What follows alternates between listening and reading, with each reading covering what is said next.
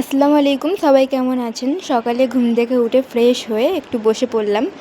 আর তখন দেখি পাশে ল্যাপটপ আছে, তো ল্যাপটপটা দেখতে দেখতে সামনে চলে আসলো একটা ভূতের মুভি, আর সেটাই এখন আমরা সবাই মিলে বসে দেখছিলাম। আর সকালবেলা ঘুম থেকে উঠে সবাই মিলে বসে ল্যাপটপে ভূতের মুভি দেখার মুহূর্তটাই কিন্তু একদম আলাদা।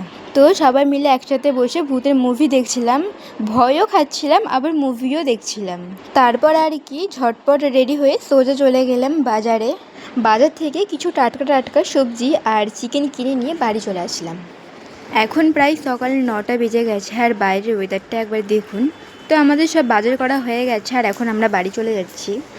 তারপর ঝটপট ঘরে এসে ঘরটা ঝাড়ু দিয়ে মুছে নিলাম, কারণ ওদিকে দিদি রান্না করছে। দিদি রান্না করে উঠে ঘর ঝাড়ু দিতে অনেক লেট হয়ে যাবে, তাই একটু হাতে হাতে আমি করে দিলাম।